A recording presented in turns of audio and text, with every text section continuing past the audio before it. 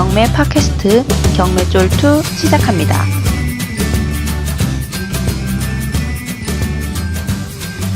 안녕하세요. 카리입니다. 대광입니다. 오늘은 교육생분들의 질문으로 방송을 한번 해보려고 해요. 누가 교육생 누가 한 거예요?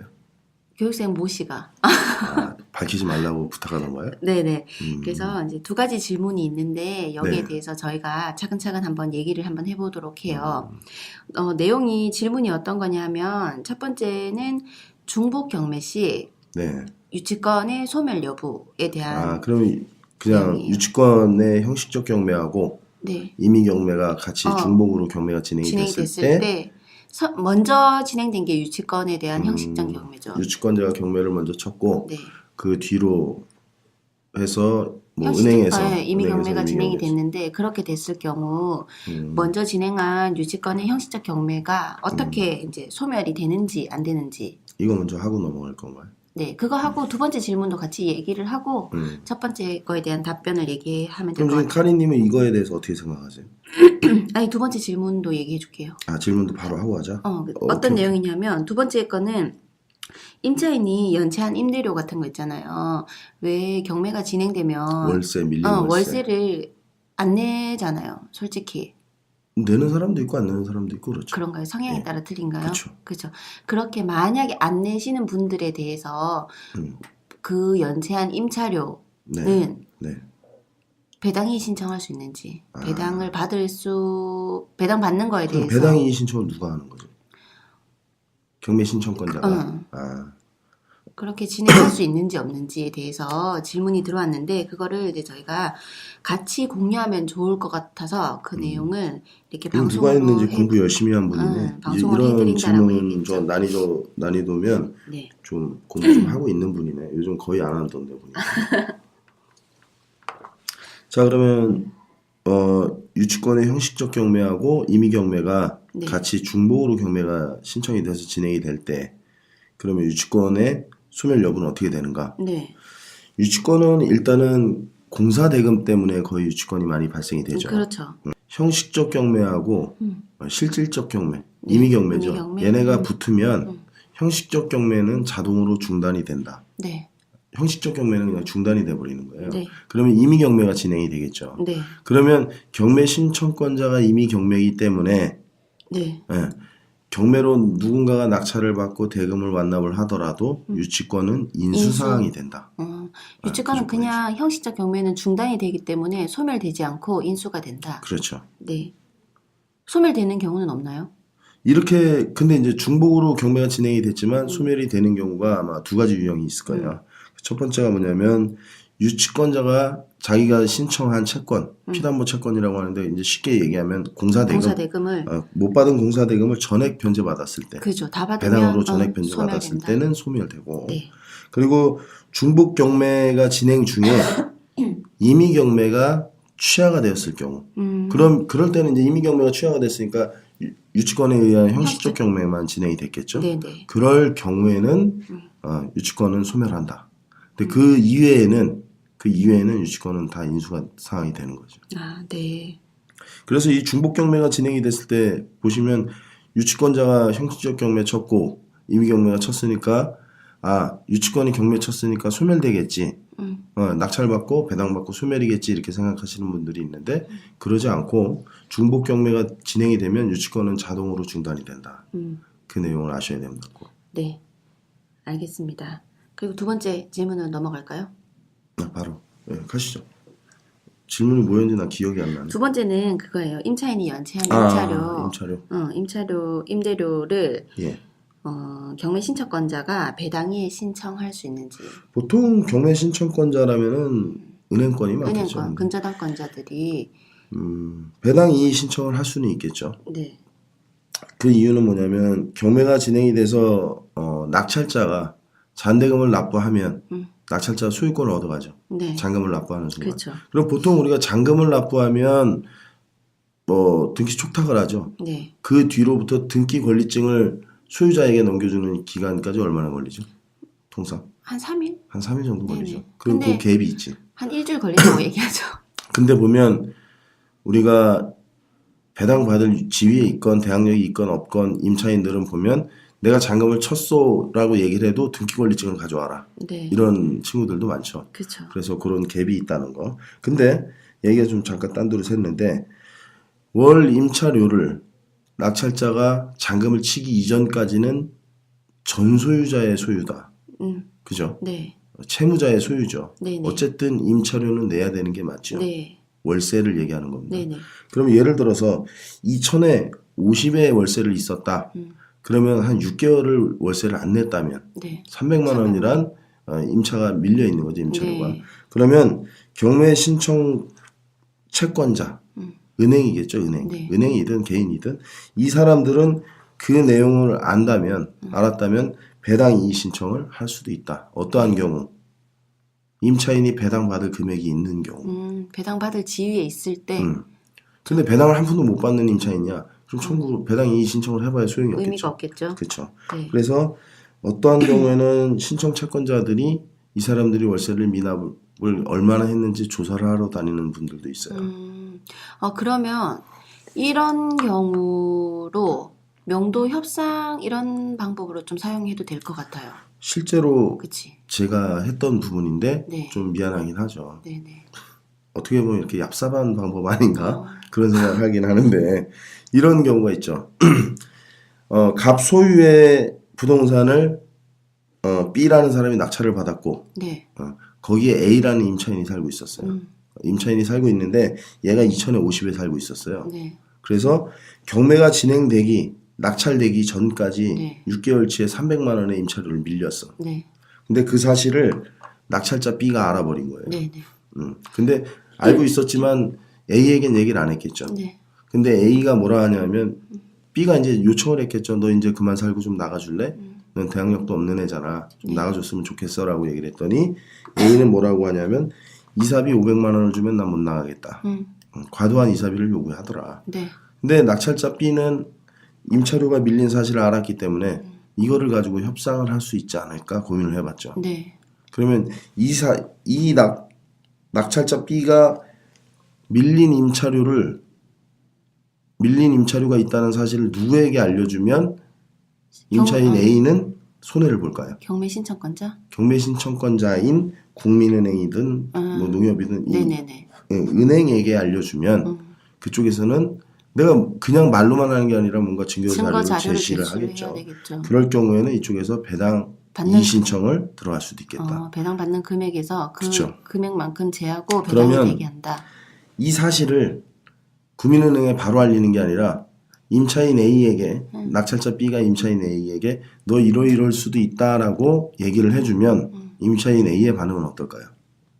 협상의 여지가 있겠죠. 어느 정도 협상이 되지 않을까. 네.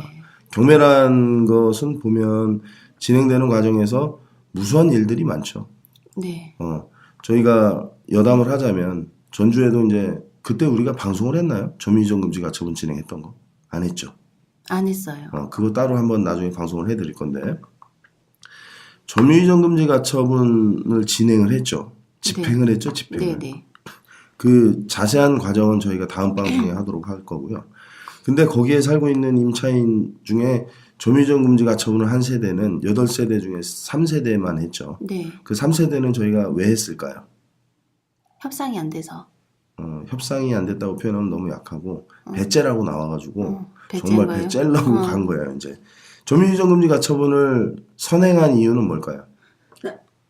나중에 차후에 저희가 이제 집행까지 생각을 하고 있잖아요. 그쵸, 강제 수순이지. 집행. 네. 점유이전 금지 가처분을 친 이유는 뭐냐면 임차인이 어디로 도망가지 못하게끔 제3의 점유자로 바뀌어놓으면 강제 집행하는데 문제가 있을 수 있으니 너 어디 가지 마라 하고 꽉 묶어둔 상태죠. 그쵸. 그러면 점유이전 금지 가처분을 쳤다는 것은 내가 강제 집행까지 진행을 하겠다라는 의사가 있다라는 의사 표명이죠. 네. 그래 놓고 나니까 처음에는 뭐 반말도 하고 그랬죠. 네. 뭐 욕지거리도 하고 그랬는데 지금 와서는 어제 제가 결론을 지었죠. 한 세대는 네. 어떻게 세대가 진행이 됐죠. 근데 결론을 지은 건 아니고 져서 전화를 했지 나한테. 첫 번째 아쉬웠던 건 뭐냐, 지가 살고 있는 세대 위층이 물이 새기 시작한 거예요. 근데 그 202호니까 302호에서 물이 샜겠죠. 네. 근데 그 302호의 소유주가 누구죠? 저희 회원이죠. 네. 저희 회원한테 제가 그걸 수리를 하라고 얘기했을까요? 하지 말라고 얘기했을까요? 하지 말라고 했죠. 하지 말라고 얘기했지. 202호는 내 거니까 난 천천히 수리해도 되니까 나중에 물바다가 된 뒤에 해도 된다라고 얘기했죠. 근데 202호 임차인은 저한테 전화를 해서 뭐라 하냐면 물이 새니까 빨리 수리를 해주세요. 근데 요렇게만 얘기하면 내가 되게 나쁜 놈 같아. 그쵸. 그쵸. 근데 그 전 상황을 얘기하자면 수없이 전화를 하고 문자를 보내고 내용 증명을 보내도 무언으로 답변을 했고 그쵸. 귀찮게 하지 말고 전화하지 마라.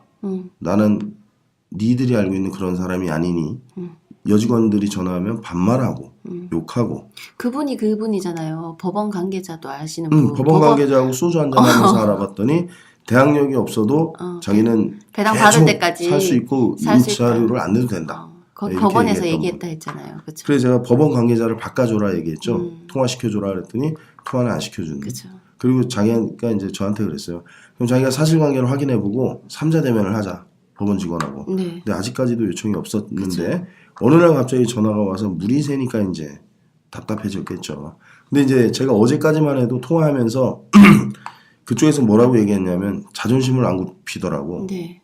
물론 젊으니까 자존심이 있겠지. 제가 이제 지지한 부분은 좀 안 좋게 들릴 수 있겠지만 저보다 나이가 한참 어린 동생이에요. 네. 오늘 이제 통화하면서 그런 토속명을 했는데 그 친구가 어제도 전화해서 뭐라 하냐면 그럼 맘대로 하세요. 이러고 전화를 끊은 거예요. 네. 근데 전화를 끊는 통화 속에 엄마 뭐 이러는데 엄마가 애기를 혼내고 있어요. 그래서 보니까 뭐 무슨 내용인지 모르겠지만 애기가 어린 것 같더라고. 네네. 그래서 끊고 나니까 갑자기 동정심이 제가 이제 또 그런 거에 좀 약하잖아요. 네. 제 손으로 제가 다시 전화를 했어요. 보통 그런 상황에서는 제가 다시 전화를 하는 경우가 거의 없는데 전화를 해서 얘기를 했죠. 지금 애기가 몇 살이냐? 6살이래요. 제 딸하고 나이가 똑같은 거야. 그래서 내가 너무 가슴이 아파서 참 부모 잘못 만난 죄로 애기가 고생하는구나. 그래서 제가 제시를 했죠. 10월 19일 날 내가 잔금을 쳤고 너는 2달 동안 무상으로 거주를 했으니 월 임차료를 내긴 내야 될 것이다. 그러면 내가 지금 물 떨어지는 상태에서 너는 살 수가 없을 것이니 나는 이거를 물 떨어지는 현상을 가지고 너하고 협상할 마음은 크게 없다. 나는 수리를 해주마. 단 내가 솔직하게 얘기하지만 나도 땅 파서 장사하는 거 아니니까 2달분의 월 임차료를 나한테 주면 네가 어제까지가 2달이었죠. 2달하고도 하루가 지났지. 네. 10월 19일 날 쳤으니까 어제가 12월 20일이었죠. 네네.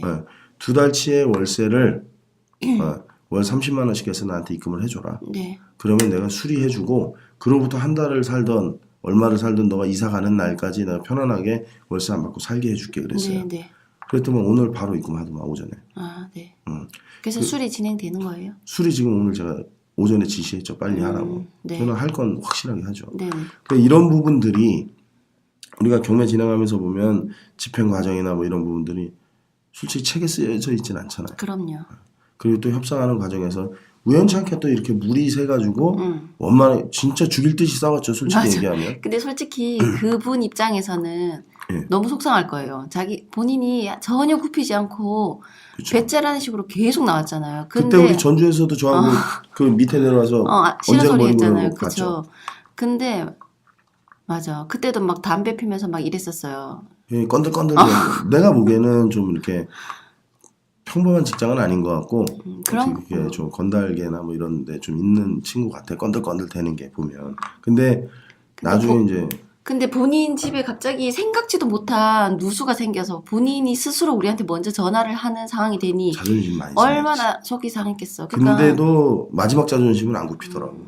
그래서 마지막엔 내가 굽히게끔 유도를 했고 그 아이 때문에 내가 좀 많이 양보를 했죠. 저는. 맞아. 그래서 항상 생각지 못한 변수가 생기니까 그거에 대한 대처 방안들은 좀 생각하고 그쵸. 잘 그 대처해야 이제 될 것 같아요. 좀 임기응변이 필요한 것 같아요. 물이 샌다? 고쳐줘야 될지 말아야 될지. 네. 아니면 고쳐주긴 고쳐야겠죠. 근데 물론 그걸로 명도를 쉽사리 이끌어낼 수 있다면 저 사람과의 지금 현재 적대적 관계를 원만하게 만들 수 있다면 충분히 해야 된다. 그래서 오늘 마지막으로 내가 이제 그 친구한테 전화했죠. 집수리 지금 갔다 그러니까 자기도 봤대요. 그러면서 자기가 먼저 물어보더라고. 사장님 혹시 고향이 강원도입니까? 그래서 예. 이랬더니 자기도 강원도래. 그래서 아 그러냐 그랬더니 어디냐 그랬더니 홍천이래요. 네. 아 그 진작 얘기하지 그랬냐 그랬더니 몰랐고 그때 나하고 밑에서 한참 언쟁부리 벌일 때 네. 그때 내가 이제 무심코 얘기했나 봐요. 내가 미친놈도 아니고 내가 여기서 원주소 여기까지 왜 왔겠냐. 네. 그 얘기를 듣는 순간 아 강원도구나 이렇게 생각을 했대요. 네. 그때 얘기하고 싶었는데 조금 얘기를 그때는 그렇게 얘기할 상황이 상황은 아니었죠. 아니었지. 서로 뭐 진짜 별로 좋지는 않았으니까. 그래서 그런 부분들이 좀 있다. 그러면 지금 현재 두 가지 질문에 대해서 답변은 다 됐죠. 네네, 다 답변된 거예요. 네. 정리 한번 할까요?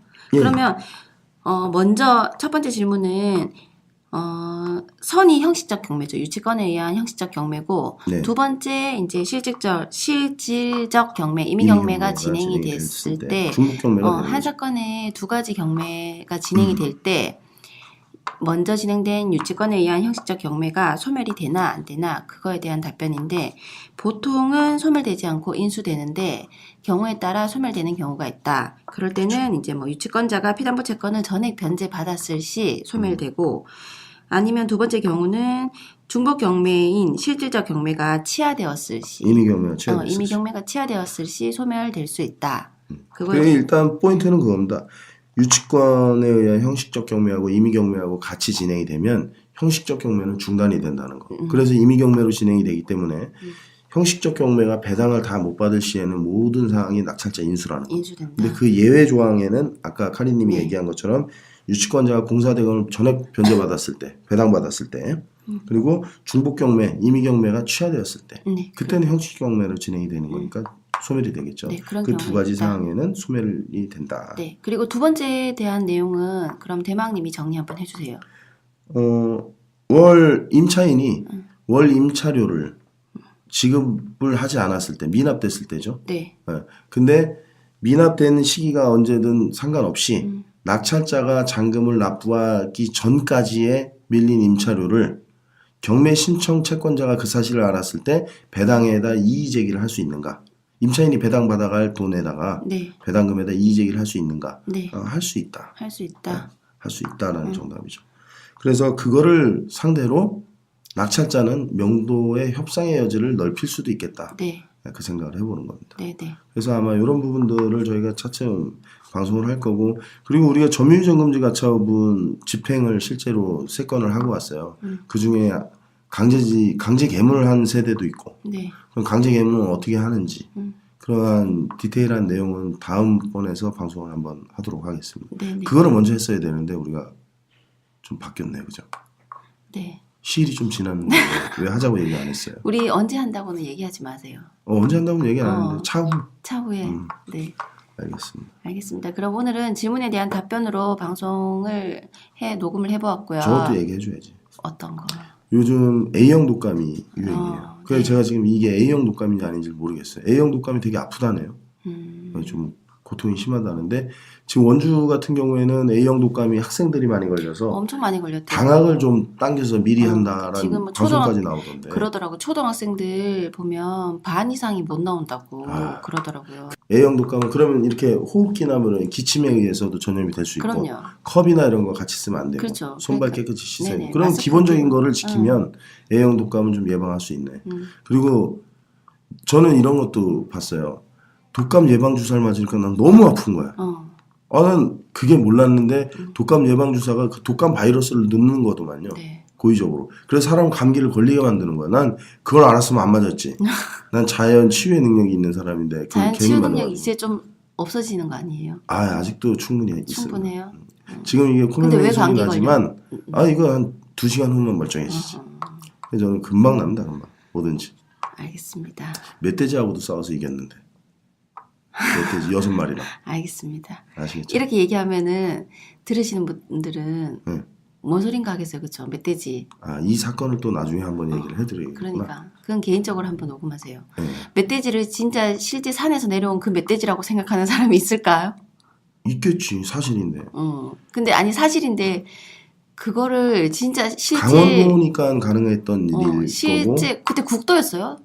국도인데 국도 자동차 전용 도로였죠. 새벽에 고속도로는 아니고. 새벽에 새벽에 그래서 이제 6마리와 멧돼지와 이- 대치사. 이까지만 해요 그냥. 이것도 얘기하면 너무 길어져. 생사를 넘나들었던 그 긴박함 속에서 근데 기자 20분간의 혈투. 그건 기자 불러야 되는 거 아니에요? 기자를 지원 방송 불러야 될 것 같은데. 아니에요. 이건 내가 디테일하게 설명을 해드리면 되지. 재미삼아 녹음을 한번 해보겠습니다. 알겠습니다. 그럼 오늘은 여기까지 하고 네. 네.